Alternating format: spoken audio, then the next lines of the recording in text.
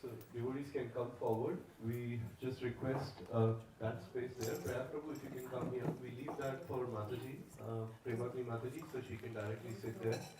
As Guru Maharaj will address all the devotees till 8:30 on Disciple Sanga, and from 8:30 onwards, Guru Maharaj will speak about Brahman Diksha. And then at 8:45, we will request Guru Maharaj to come and take the asan at the Yajna Peeth and conduct the Yajna initiation ceremony of Premagni Mataji, who will be here shortly. She is, I think she and Guru Shakti Mataji are on the way. Damodar Guru, is there anything you want to say? Okay, we'd like to welcome Maharaj here at this beautiful house of Damodar Mandu Prabhu Ladini Prema Mataji. Please remind me the name of your deities. Jai Gaura Hari. Shri Shri Nitai Gaura Hari and Shri Shri Jagannath Baladev Subhadra. Thank you, Maharaj and Guruma, for being here. Hare Krishna. Thank you all for being here. I'm sorry? When are you going to give the mantra? Whenever I can. Om Jnana Timirandasya Jnananjana Shalakaya Chakshur Unmilitam Yena Tasmai Shri Gurave Namaha. So the verse Om Ajnana indicates that the condition we're born into in this world is in helplessness. In the Gita, Krishna says, Narupam aseha tato palabhyate nanto nachadir nachasam pratishta ashvatam menam savarura mulam asanga shastrena dritena chitva. We can't see the form of the universe because our senses are not powerful enough. We can't see where it begins or it ends. Krishna, however, gives us helpful guidance that this isn't our ultimate resting place. In fact, it's very difficult here. He says that it is full of miseries and is temporary. Even if you say, I can tolerate the miseries, you say, well, still, you'll be moved along. So he gives clear alternative that there is a stable place where we do belong, and it's in the spiritual world. Tasma. In the 8th chapter of the Bhagavad Gita, he describes how the material world's constantly being destroyed, recreated, but in the spiritual world, it's never created, and it's never destroyed. And so he says, Asanga shastrena dridhena chitva. We should be dridha. That means very determined. And to do what? Chitva means to cut off our attachment to the material world. And as given to us by our acharyas, the process for detachment from the world means something positive, and that's attachment to Krishna.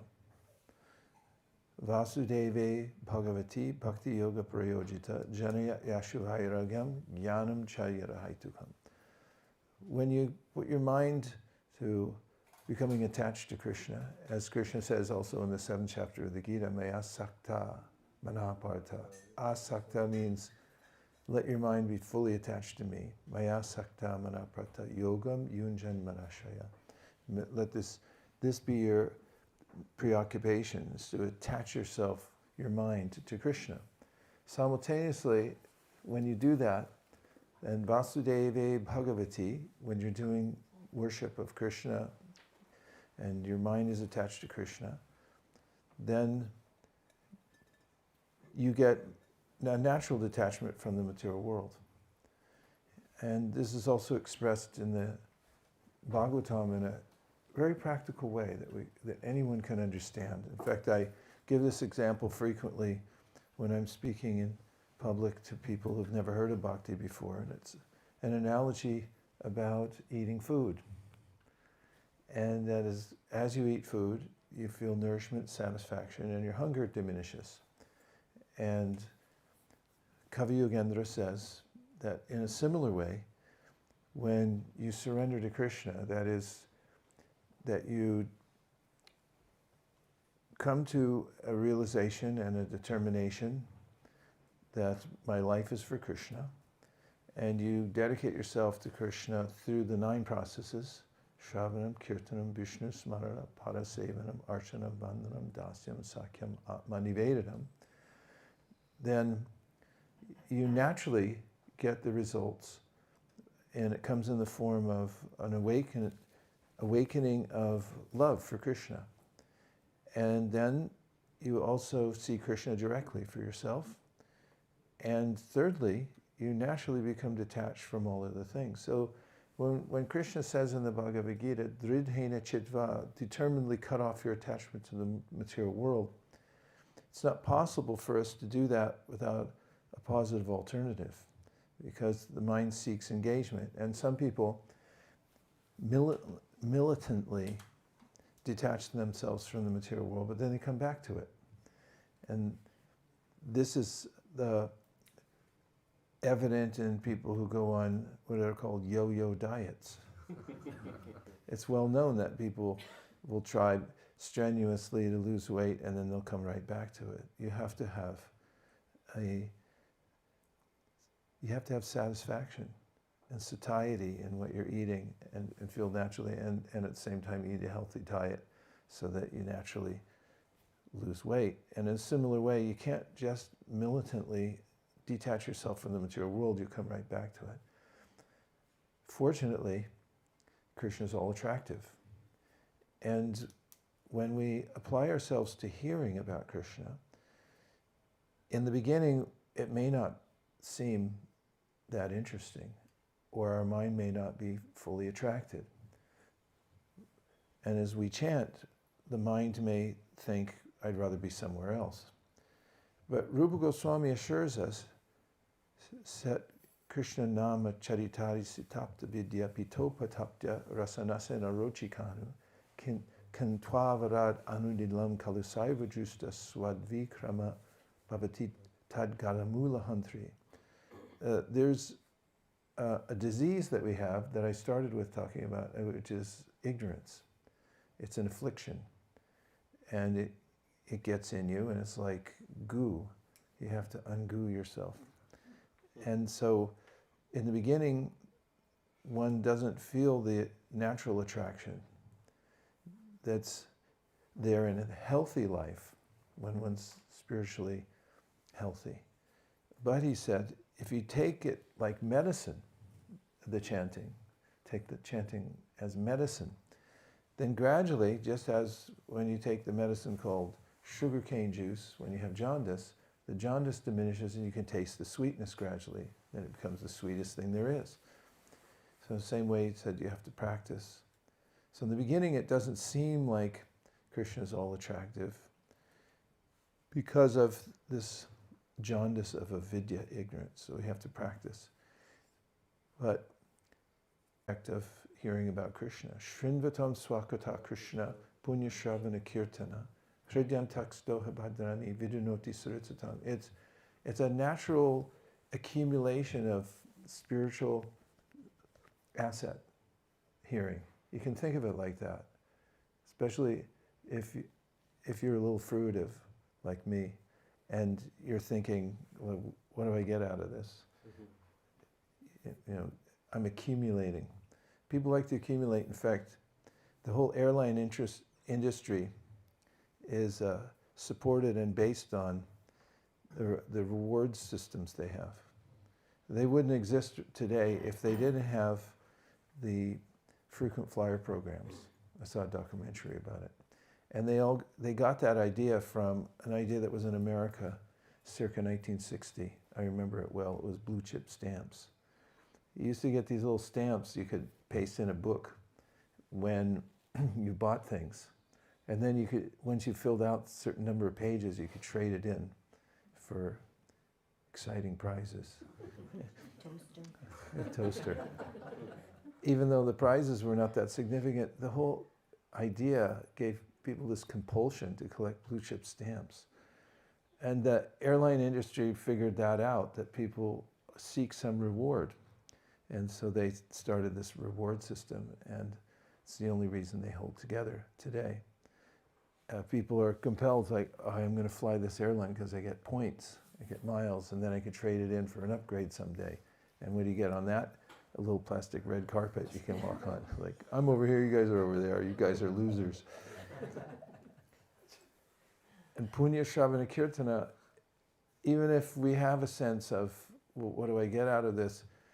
The Bhagavatam says, Punya Shravana Kirtana. Just by hearing, you're accumulating this spiritual asset that will come to bear someday, that you'll be able to use that. You have to have that asset. And it's also mentioned in the Bhagavad Gita.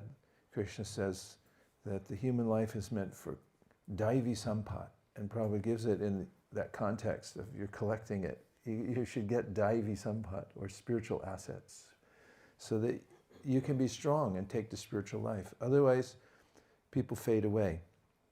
So hear, chant, remember, and perform devotional service with the idea that I'm preparing myself so that I can stand on my own 2 feet, and that's called Nishta. We come to a point when we have enough spiritual asset that we're no longer pushed around by the lower urges. And that day comes for anyone who sticks to the process of devotional service. And there's 2 ways to do it. If you chant haphazardly or offensively, then you'll come to the goal someday, but it'll take a long time.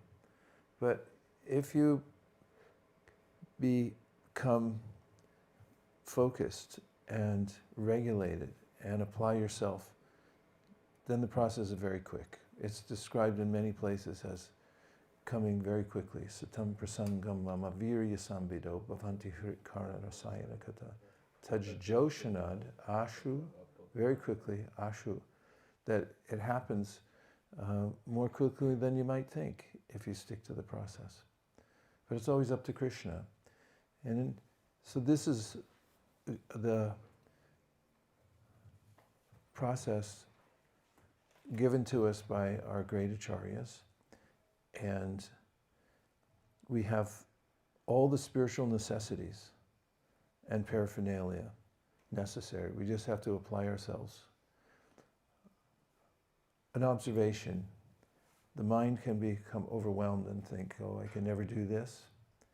But there's enough encouragement from Krishna that, yes, you can.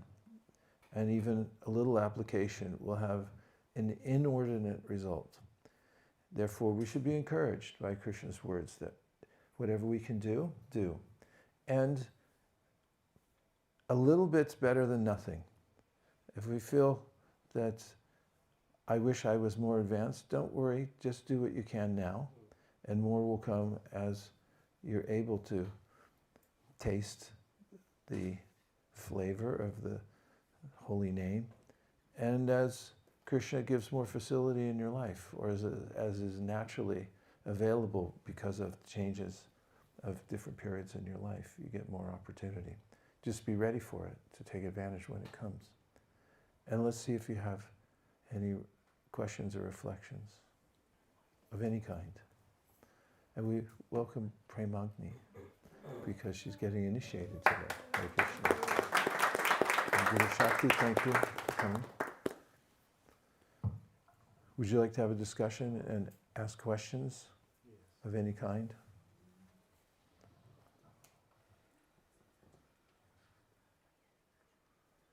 Didn't mean to put you on the spot. Vietnam. You talked about that how one has to cut off the attachment to the material world, and oftentimes we also understand from Srimad Bhagavatam verse that where it is mentioned Jnanam cha yat ahitukam. What is that verse where the detachment and knowledge comes automatically? I'm forgetting the Vasudeva Vasudeva Bhagavati. Bhagavati Bhakti Yoga Prayojita. So I was just thinking that we understand from the verse that both comes naturally as a result of performing devotional service, but sometimes one has to be very deliberate about detachment. For example, in the month of Kartik, one of the things I wanted to try and do is that not be on the social media at all for a month, and I found it that really helped me, because before that I was at times even wasting times on social media. But however, that was a deliberate attempt to do it, but how do we see that it's actually coming naturally as part of devotional service? What is the how do we what is the evidence that it's actually detachment is developing naturally? How do I feel for myself that that's coming to me as part of the performing even Vaidhi Bhakti? Or is it only at a level when you reach starting to perform pure devotional service that the detachment will come? Well, why'd you come here this morning? You could have been somewhere else. I'm sure there's no football games today. It's Monday. But there's plenty of other things that you could be doing, but you're here. That's voting with your feet. It means you have a taste for it, you have an interest in it. And why do you go to Vrindavan so many times every year? You have an interest in Vrindavan.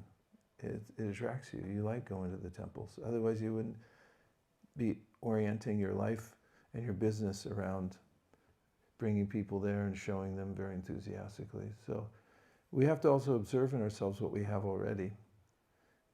And of course, there are those things in the surrender process, anukula yasya sankalpa. It's meant that there's a sixfold process of sharanagati for surrender. So the way the verse describes it is that you should make a list of those things that are not helpful for devotional service, and you can deliberately give them up. That's an act of surrender to Krishna. I'm not doing this because I don't think my spiritual master or Krishna would like it. And that's a kind of surrender in the moment. I'll put that thing aside. Like you put aside social media for a month, that's your choice. And it's an act of surrender to Krishna. And on the other side, then there's the positive side, there's things to pick up that are good for you in devotional service. And so pratikul means it's a good idea to do this. Why? Because Krishna likes it. The other day, we went out for book distribution. And why did we do that? Well, Prabhupada said about his own involvement in book distribution that I heard it from the mouth of my spiritual master that he likes this. He's very fond of books. Therefore, he said, I'm going to do this. It's positive. So he did it. So it's not that we give up our free will and we just chant Hare Krishna and wait for everything to come to us. We develop what's called vivek, or discrimination. The intelligence becomes keen to becomes sharpened and can understand what's good for me, what's not. But Krishna will help us from within the heart. When we make a decision, for instance, Premagni is taking initiation. Why is she taking initiation? She wants to do more service. It's an act of surrender. Diksha Kali Bhaktakari Atma Samarpan Shai Kali Krishna Tarikari Atma Sam says when you, at the time of initiation, Diksha, which means Divyam Jnanam Yato Dadyat Kuryat Papasi Sankshayam, you're deliberately accepting the path of divine knowledge through a mantra and that you're getting from the disciplic succession. And so then Krishna says, Diksha Kali. Kali means at the time of, that you take Diksha. You decided to do it.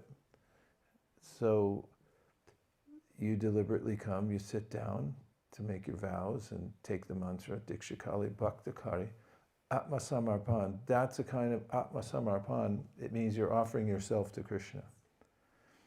And then Shai Kali, at that time, Shai Kali, Krishna Tarikari Atmasam. Atmasam means then you come to a different category. What category you go in? And Krishna's, well, Chaitanya spoke this verse, he said, you're in the same category as Krishna. Because you decided that I'm going to do what's favorable for devotional service. The Shastra says, Adau Guru Vashrayam, and then it says you should take shelter of Guru, you should inquire, and then you should take initiation. So it's your vivek, your intelligence, where you say, that's favorable. And you can always consult and ask, Guru, Sadhu Shastra, is this favorable for devotional service? And you say, yes, okay, I'll take it. That's free will. And then you take that, and then it pleases Krishna. And Lord Chaitanya said, then you're in the same category as Krishna, because you did Atma Samarpan, you surrendered yourself to Krishna. And we can keep doing that, because it's clearly demarcated what's good for us and what's not. Last night I was talking at the London Temple, and I mentioned the verse Atyahara Priyashascha Prajal Punyamagraha Jana Shangascha Lalyamsha Shadvir Bhakti Vinashiti. Here's our three things that will diminish your devotional service. So he's like, I'm not so interested in those. I'll methodically push those away from me in my life. That's surrender. And then there's Utsahan Nishchaya Daryat Tat Karma Pavartanat Sanga Tyagat Chato Vrete Shadbir Bhakti Prasidyati. There are 6 things that nourish my bhakti. So I'll try to make those more prominent in my life. That's surrender. You're using your intelligence. And Krishna helps. That's the next part of that verse. Punya Shravana Kirtana Hridyantak Stohibatara. Because Krishna's in your heart. Hridya sta means he's standing there. Hibhadrani, and he takes away all the inauspicious things. Because, and it's not that it's a Krishna, come take them all. Well, if you want that, then Krishna says, Mahabharat and Srimad Bhagavatam, Yasyaham anagrunnami harishe taddanam shanai tato janam tajant yasya swajano dukadukitam. If you want to, you can do it the easy way or the hard way. The hard way is Krishna, just make my life so miserable that I'll be forced to do it.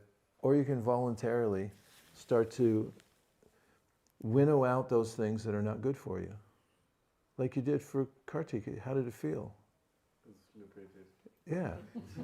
And that's, at least for a month. That's our benefit, because we have something better to do. Most people don't, and it's really hard. So, people who help people overcome addiction to the internet will say, read a book. Why don't you get 5 books and decide to read 5 books this year instead of that? And so they have the same idea, get addicted to something else, because the soul's always addicted. That's the nature of life. You can't stay in shanti, shanti, shanti, because eventually you're going to want some variety. Try eating the same thing, even if it's the best cuisine in the world, the same thing every day. And after a while you go, no, I want something different. Except if you're in Govardhan doing readings, then you can have the khichdi every day. But still, yeah, khichdi, but still they make a little nuance. Someday it's mango pickle, next day it's some amla pickle. It's like something different. That's the nature of Ananda. It's changing. There's Leela throughout the day. There, Ashtaka, Leela, Leela. It's always something new and fresh. And that's Ananda. We don't want just nothing or same thing. But yeah, you can eat Khithri every day. It's okay. Thank you very much. That's very helpful. Yeah, okay. Yes. Hare Krishna.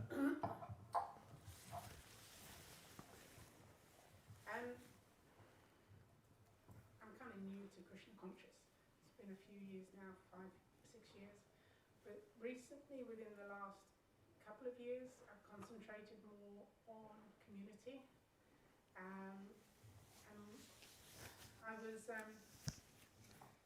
try and listen as much as possible, as much as I can. And I found that I try and do as much with the community on the outside. I started doing stuff in the community in the Krishna conscious, and I found I have plenty of time to do things. And I was enjoying the time that I was doing outside of Krishna consciousness in the community. And then as I've become more, as a devotee, more conscious of Krishna conscious, I've kind of felt a little bit scared, in the sense that, how can I put this? Not scared of Krishna consciousness, but scared that sometimes finding the right balance between the two, I was finding a little bit scary. because as much as I enjoy being within the devotee community, I also had a realization that I enjoy being in the community, but there is a massive difference spiritually, and you sense it. And I find that if I step back, as you step back a little bit, you feel less scared, and then you kind of take account of what you're doing and why you're doing it. It kind of a little bit reassuring. But now I feel that I'm trying to balance things out, basically 50-50. With the out community and the in community, but at the same time, the reason I'm connecting with the out community is to bring in Krishna consciousness. That's what I've realized. That I want people that are in that position, that a little bit more misfortunate than myself, to absorb what I'm absorbing. And I find that very powerful, but sometimes quite frightening, because trying to find the balance. Do you want to ask a question? Just sharing. I just wanted to share, yeah. Okay. Thank you. You're welcome. I didn't do anything except listen. Yeah, there's always a balance point, because we have our lives, and the two aren't mutually exclusive, according to Sri Upanishad. Vidyam cha yas tadvedo bayam saha avidyaya mritum tirtva vidyaya mritum ashnute. Only one who can learn the process of nescience and that of transcendental knowledge side by side can transcend the influence of repeated birth and death and enjoy the full blessings of immortality. Prabhupada explains in his purport that we're already in the world, and it's not possible for us to artificially walk away from it. Where are we going to go? So we have to integrate our Krishna consciousness into everything that we do. And your point about being in a group where people appreciate you and then you're able to introduce Krishna consciousness, that's what Lord Chaitanya told to the Kurma Brahma and also to Vasudeva the leper. When he was doing a tour of South India, Sri Chaitanya Mahaprabhu was teaching ordinary people how they could become Krishna conscious. And he told them a couple things. One is that you should get together and chant Hare Krishna. And another is that you should teach others about Krishna consciousness. So there's two parts. One is chant Hare Krishna, the other is teach others. And he said if you keep to those two parts, then you won't fall into Maya. He specifically said that. And the more you're able to be yourself when you're in that other group that's not part of Krishna consciousness, you're able to be your devotee self. People often appreciate that. You're just genuine. There's a devotee named Gopal. He's a very intelligent person, and he was on the city council in the town that he lived in. And he's very openly a devotee, but he's also engaged in local politics and gives his opinion according to his perspective as a practicing devotee. And people appreciate him because he's very straightforward and he's integrated. So there's a case to be made for integration. But you do have to be careful because, as I mentioned last night from the verse Jana Shangash, that when you associate with people, you pick up their qualities. So just be careful how you associate, because otherwise it'll rub off. Thank you for sharing.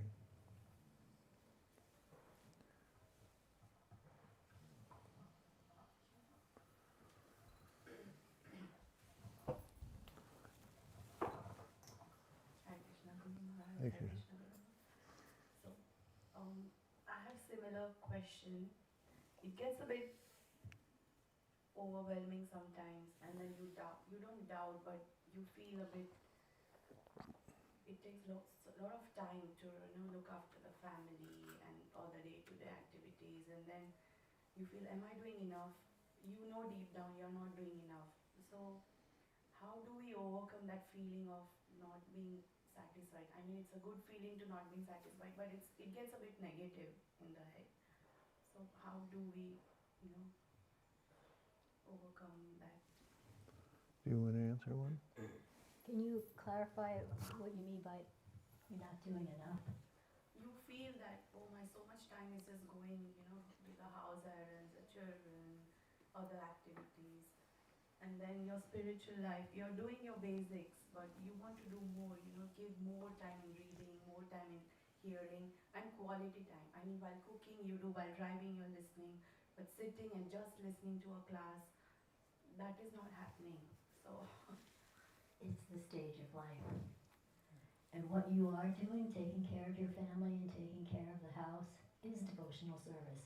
And everything we do at the different stages of our life is building the foundation for what Krishna will present later on. Even what you did earlier is now giving you a basis, a foundation for what you're doing at this point. And listening to lectures while you're cooking or driving, and that's what often it happens at this stage of life. But if you cultivate that flame of wanting more, the time will come. And pray for the opportunity, when the opportunity arrives, that you see it and take it. Because sometimes it comes and we're not even aware of it. But everything you're doing, and the fact that you're all chanting while you're doing that it's amazing. It's amazing, taking care of a house and children and doing devotional service. So I understand that. I went through that and even now, thinking, can I do more, want to do more. So, but when you have that desire and you see, oh, I can sit and read 15 minutes to the kids at night, this way we all, benefit, or whatever it is, if you see a little gap and you are able to take it, by all means do it, but and you can have a little bit of that not being satisfied, but don't let it overwhelm you, because then that can be turned into an all or nothing thing or a depression, and Maya has many tricks, and that can be one of them.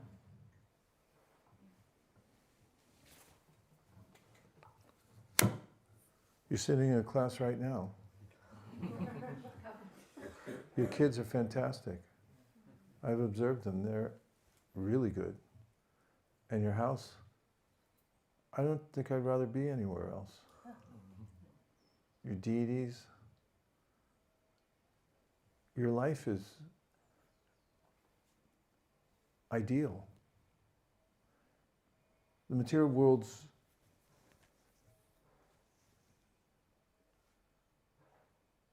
turbulent and confusing and overwhelming, but you're very gracefully interacting. You've had strong determination since the very beginning. Doing your own business, painting deities, chanting 16 rounds. These are monumental. So,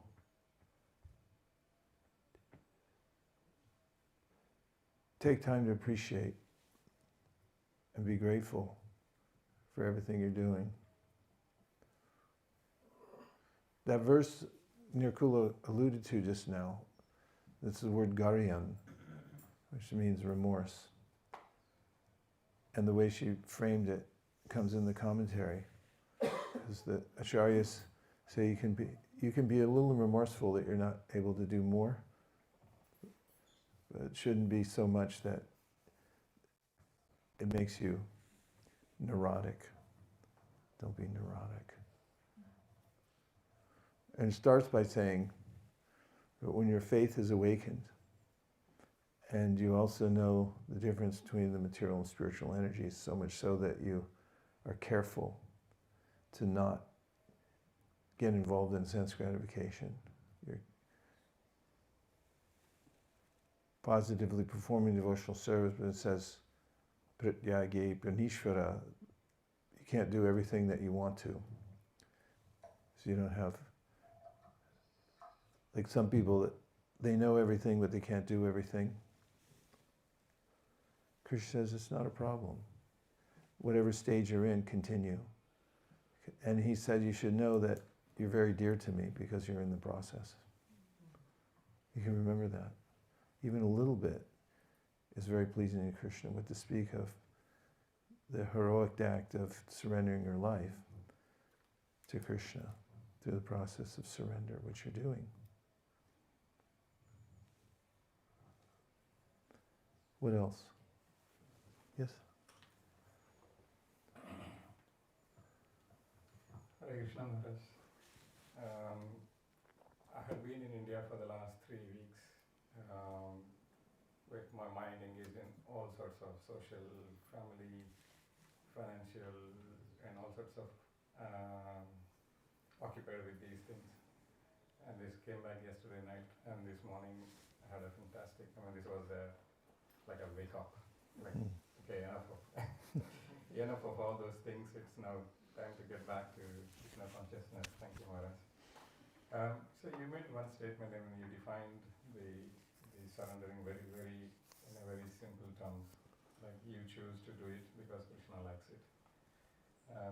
That's a very, very simple definition of surrender.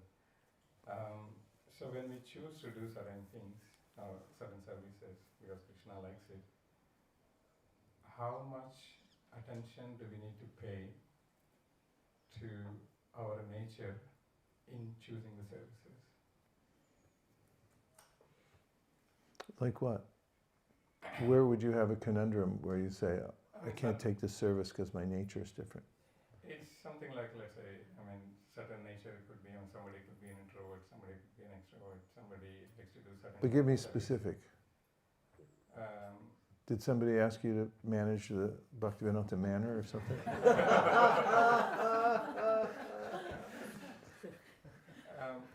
Okay, so okay, I will give a very, very specific example. Okay. So someone may not be so much of, may not be showing much interest in going out and managing things. That's not specific. I thought you were going to be specific. We're all leaning in like, okay, he's going to be vulnerable now. My English teacher used to write in the margins like, come on now. Okay. So, for example, I'll take my example. I do enjoy, when I attend your Bhagavatam readings, for example. I really love that. I don't have to put any extra, I don't have to push myself. It is so natural. I would really love to do that. But for example, if somebody asks me, okay, now you lead the team. In Krishna's, in service itself, but you take a position to lead a team, then I have to drag myself. So that's a nature. How much attention do we need to pay to our nature? Certain services, it's very automatic. You would just love to do that. Certain services, you would rather avoid because that's not the nature. That's not your nature. So how do we? How much attention do we, or how much importance do we give to our nature in choosing this service? There's a spectrum, and you have to be aware of motive also.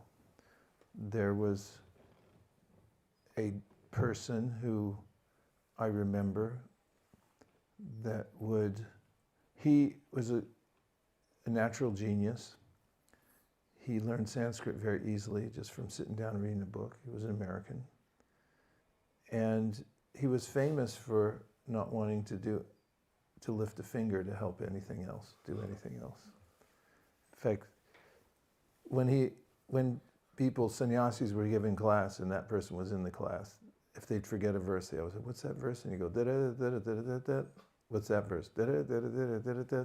"What's that verse?" "Da-da-da-da-da-da-da." Then afterwards, "Can you help sweep the floor?" "Nope." No sweep floor. We have to have a sense of how Krishna can empower us. But some people just want to be a Pujari. Janardhan, one of your god siblings. One of my god sisters, Bhumi, she was on book distribution. She met him on the street. And he really gravitated towards Krishna consciousness, especially because she started bringing him halava. And he got more and more interested. He's naturally attracted. And he gradually just became a devotee. And then when I met him, the first thing he said was, "All I want to do is deity worship. I just want to worship Krishna on the altar." And he had such a strong determination that that's what he wanted to do. And since the day he got initiated, or even before that, he was helping with transfer services. Then he got first initiation and really pushed himself to get second initiation so he could go on the altar. And he never came off. He's still there after a decade or more. It's just what he wants to do. Ramananda Saka, he used to complain to me all the time when he was working. He said, "They're paying me way too much, and I don't do anything." And I said, "What are you complaining about?" He said, "Well, the real thing is, I just want to worship the deity. I don't want to do anything else." And he made an arrangement so he could retire. He's not that old, but he made enough money because they were paying him too much. And he's really smart, so probably that's why they were paying him so much. But then he lives in the temple, and all he does is deity worship and all the audio stuff, because he's got a knack for that. And that's his niche. There are cases where devotees have a niche, and they definitely want to do it. And then there's the concept of doing the needful. When something needs to be done, it's good to have a sense, don't be on one side. "Can you sweep the floor?" "No." If the floor needs sweeping or somebody needs you to lead something, it may not be that thing that you completely gravitate towards, but you do the needful. And it's nice too if you can be an all-arounder. Learn how to do different things. Learn how to do some deity worship. You may not be a Ramananda Saka or a Janardhan because I only want to live on the altar. I don't want to go anywhere else. I don't want to even see anybody else except for the deities. That may not be your thing, but if you can learn some deity worship. And book distribution, Prabhupada said everyone should come out and learn the art of book distribution. Some people, they just want to be out every day and live out there on the street corner or going door to door. And other people, okay, they don't want to do that. But nice to go out once a month and remember what it feels like to be out in the great unknown and just depending on Krishna.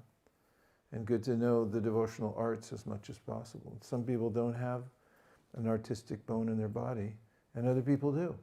And they gravitate towards art, and Prabhupada would engage them, and he did engage them. He put them behind an easel as soon as they walked in the door. So you paint for Krishna. So there's a case to be made for both, but good to not move into that realm of, can you sweep the floor? Nope. Yes. Sometimes when someone offers us a service that we're not inclined to, they may see something in us that we're not aware of, that they think that you would be good in this service. And so that's a possibility. And then too, if you say, it's not really my nature, but I'm willing to give it a try, and then you give yourself a little trial and see if you can do that in a more natural way for yourself, or if you find that, oh, Krishna made this arrangement and I'm actually growing from this, then I get some satisfaction because I've surrendered to something that I wasn't really comfortable with. Come on, brother. Come on, you can do it. We know exactly what he's talking about. Oh. We just have a couple more minutes before we go into Diksha mode. Yes, Prabhu. Hare Krishna. Are we using the mic? Yes. Yeah, mostly it's because there's online audience and they can hear better. Hare Krishna. Hare Krishna. Hare Krishna, Mother, Nirakula. So nice to see you again. The question was from Bhagavad Gita. Krishna says, the humble sage, by virtue of true knowledge, sees everyone equally, learned and gentle brahmana, cow, elephant, dog, and the dog eater. But as devotees, sometimes as we progress in our spiritual journey, we sometimes discriminate against, not necessarily in a bad way, but we want to be with somebody who may be more knowledgeable, somebody who's more sort of perhaps a good kirtaniya, somebody who's a good cook, pujari. And we sort of attach ourselves to that particular person and neglect other people who may be new in Krishna consciousness. And the other question I wanted to ask you is, sometimes even as devotees, we may be offended by karmis being very rude to us, but when a devotee offends us, we take it very personally. How do we overcome that level of discrimination? Well, with the first point, and the verse Vidya Vinaya Sampane, Brahmaniga Vihasani, Shuni Chaiva Shupakecha, Pandita Samadarshina. Krishna's giving a universal truth that behind everybody there's the Supreme Lord and the living entity within the body. However, we're enjoined by Shastra to discriminate. I'll give you two places where this discrimination, we're ordered by Shastra to discriminate between different kinds of people and even different levels of devotees. So the first is in the Yogendras teaching Maharaj Nimi, who's a king, and then the Navi-Yogendras, they're sons of Maharaj Bharat, or Rishabhadev. He had 100 sons, 9 of them were these sages, Kavi Havi Antariksha, Prabodha Pipalayana, Avrahotra, Durmala, Chamasa, and Karabhajana. And so they came to the sacrifice of Maharaj Nimi, and Nimi stood up and honored them and then asked questions. So it's a very important part of the Bhagavatam. And in that section, Kavi Yogendra talks about how we should discriminate amongst different kinds of people. He said, Ishvare taradineshu balisheshu dusatsucha prema maitri kripopeksha yakaroti samadhyamaha. We should see Krishna, the Supreme Personality of Godhead, and for Krishna, we should try to develop prema. Then we should see the devotees, and with the devotees we should develop appropriate friendships. Then he said we should see the innocent. The innocent, they're called Bali. Bali Sheshu means the plural of, Bali means like, as you know well, the child, childlike. They're open. So for them you should pour in as much mercy as possible. And Dvisatsu means people who are envious of devotees. They don't like devotees. He says you should avoid them. And it's also in the commentaries, that applies to, within the community of devotees, there may be devotees whose character is loose, or they don't have proper etiquette. For instance, they may criticize devotees. So he says you should also avoid them. And so we see Vidya Vinaya Sampane, yes, all equal. It's not that we hang out with the tiger, because he'll bite your head off. And we have different relationships with him. A sage sees a young girl and thinks, oh, the spirit soul there. A young boy sees a young girl and thinks, oh, I wonder if we could get married. that the material world has endless perspectives according to the person. But for the devotee, we should make these 4 distinctions and act accordingly. Then we have in the Nectar of Instruction, Krishneti yasya giritam manasadriyeta, dikshasti chet pranatibishta bhajantamisham, shushushaya bhajana bhignam ananyamanya nindadi shunya hridamipsita sangalabhya. This is Rupa Goswami speaking about how to interact with different levels of devotees. So the first, he says, are those anywhere in the population who say Hare Krishna. We met a Pakistani the other day, and I tried to give him a book. He wasn't interested.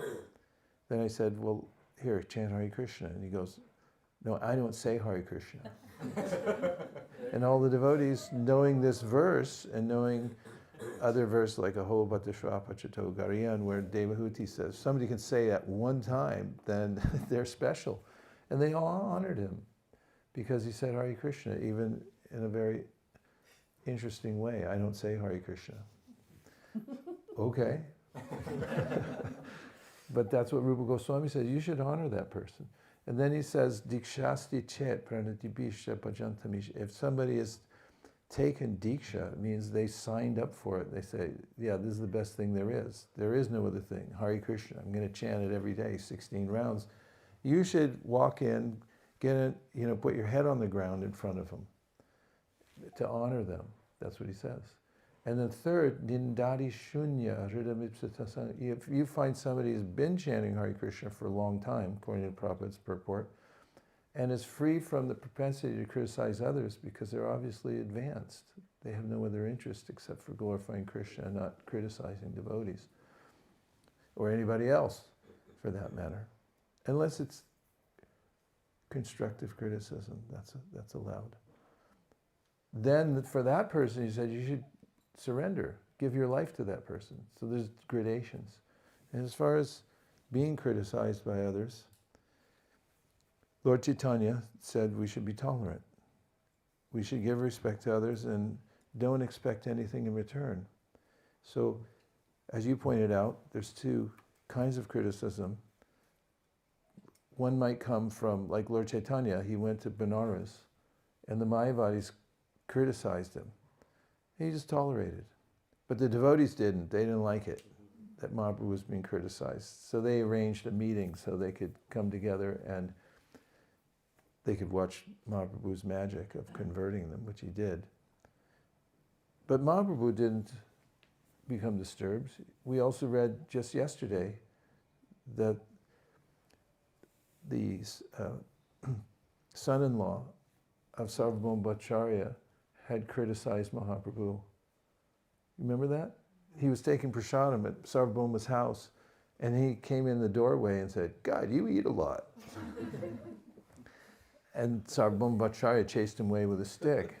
And Mahaprabhu was laughing. He didn't take it seriously. He said he was right. Yeah, he said, yeah, I do. You guys fed me.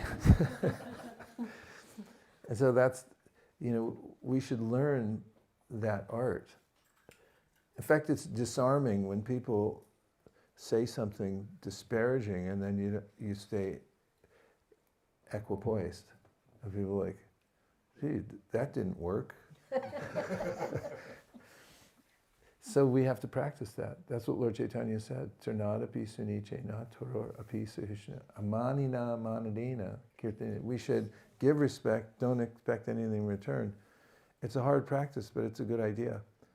We were, telling old war stories the other day about Sankirtan times we've been spit on, or somebody put a cigarette out on my hand, or, there have been a lot of incidents, and going out and, like the other day we were in Colorado, and we had this devotee with us who's a doctor, and he was on the door-to-door thing, and he's very handsome, very wealthy, and very intelligent. And he's in the top of his profession, so he knocks on a door, people opened the door, looked at him, slammed the door, and I said, I bet that's the first time that's ever happened to you. And he thought about it, and he was relishing the opportunity that he was chastised. But for devotees, yeah, it can be more hurtful because we only hurt the ones we love, and when you're close to somebody, it means more. And as I was mentioning in class the other day, if possible, we should try to work things out by write a letter, see if you can get together and talk, and at least come to an understanding. And if not, yeah, have prasadam together. Because that's a great victory if you're able to find a place where you don't have that grinding feeling going on all the time that, oh, that person did this to me and offended me and so forth. Nonviolent. Nonviolent communication can be very helpful in that regard. And if not, then it's okay to respect people from a distance and some people from a really far distance. You don't have to put yourself in harm's way. Don't lead with your chin. Okay? Thank you very much. Yeah, It's all right to ask another question? we're done. We have to go on to the yagya. But absolutely you can ask another question, just not right now. Yes. Later. Because we have to stay with the schedule. So now we're moving into the mode of the ceremony that we're going to do today. And I'm going to just talk for a few minutes about what Premagni is about to embark upon. And after I do, then we're going to sit in another room and I'm going to give her the mantras that I received from Srila Prabhupada, and I'll speak them into her right ear, as is the injunction in the Hari Bhakti Vilas. And the mantras themselves are divine sound. We may say, okay, there's empiric science, provable things we can see with our senses. What's all this sacredness? Well, actually, even in order to embark on science, we have to accept things that are unknown to us, that are beyond our perception. We take axiomatic truth, for instance, when we do math, because you have to start with a given and then prove for that. And we also have an innate sense for things like justice and mercy. If you see somebody being mercilessly beaten on a sidewalk who's obviously weaker than the other person, there's a sense within the heart of indignation that this is not good. If we were only empiricists and we just believed that everything was mundane, including the self, it's just a combination of matter, then such scenes would not bother us at all. But we do have a sense for justice and mercy. And what to speak of love, where does that come from? So the sacred is already there in our lives. It's something that is highly tangible. And the fact that we have a yearning for permanence indicates our nature, that we are something else besides matter. As if we were material, we wouldn't even notice that the world was changing around us and we're trying to hold on to things. We have a sense that we want to live forever, and what to speak of our aesthetic sense. So the idea of mantra is that there are lower energies and higher energies. And of all energies, sound vibration is most powerful. It's what creates the material world. All other elements emanate from the sound that comes in this world. And in the spiritual world, there's sound as well. And that sound gets imported through a channel called Guru Parampara. Sound is passed down. Now, in transmitting spiritual sound, the mood in which it's passed on is important. Because Krishna is a person, and he's the one who reveals himself to us through transcendental sound. So if we approach in a mood of humility and surrender, then Krishna reciprocates with us from within the heart and allows us access to spiritual sound and allows us to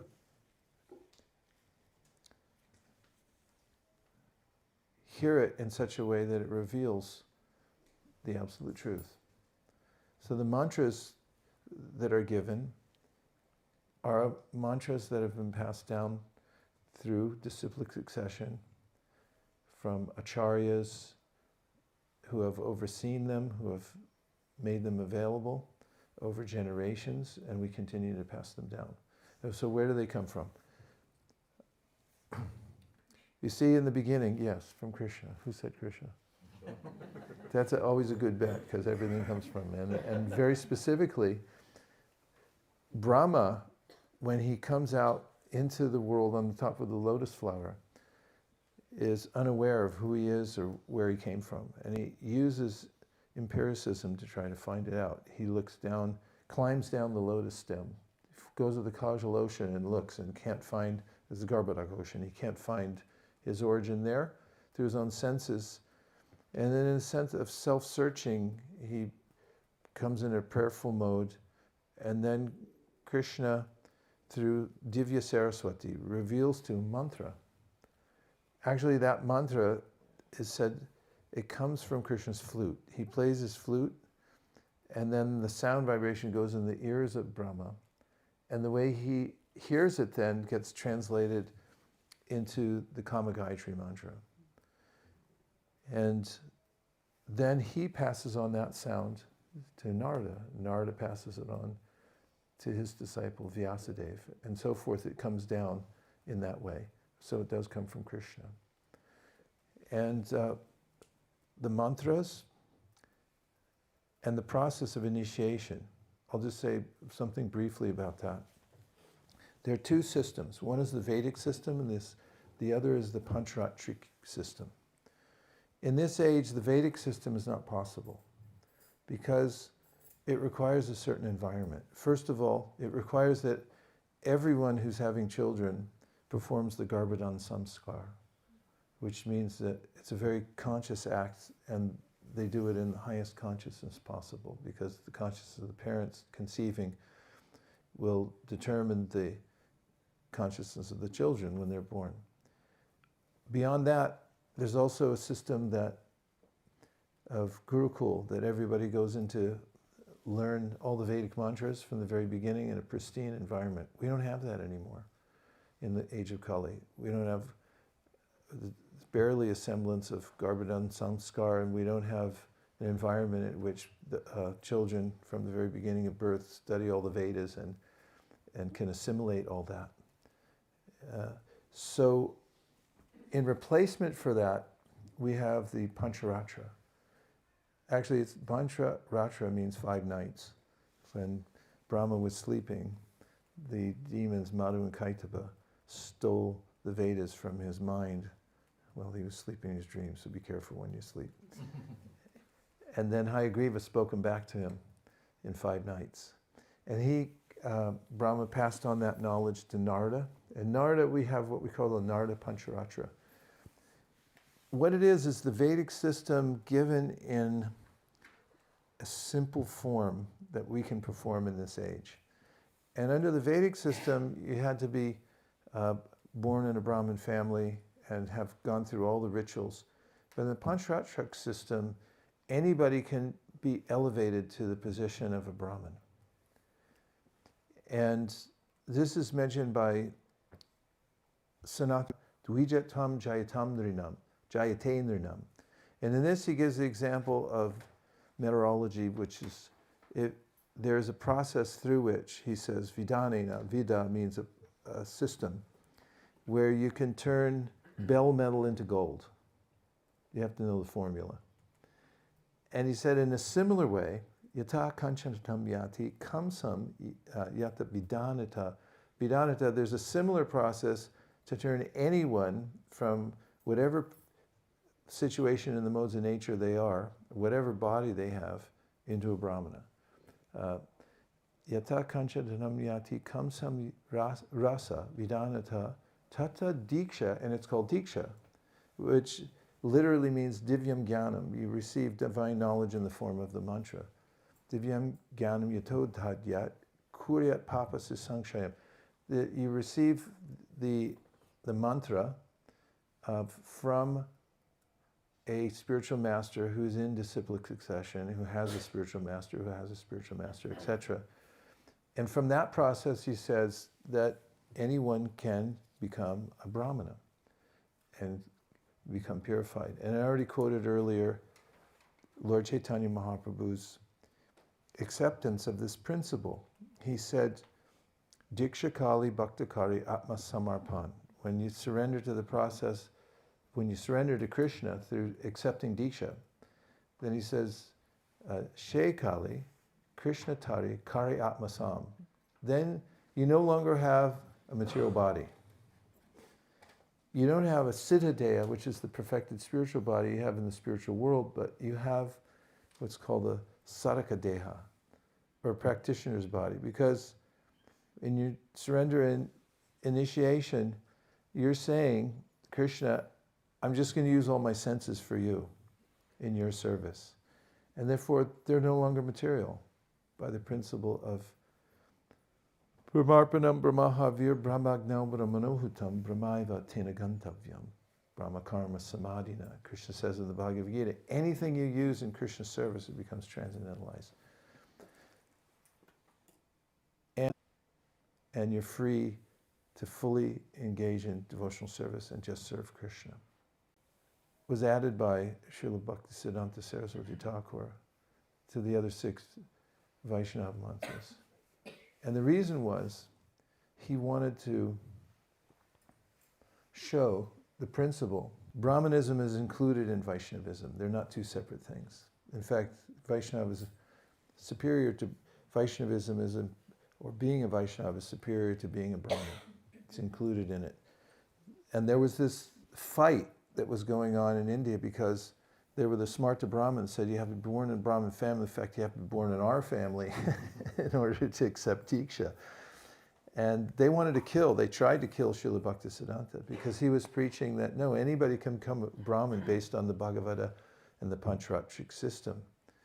And so, to show that, mostly up to that time, when somebody accepted a Vaishnava initiation, they would then give up their trappings of Varnashrama.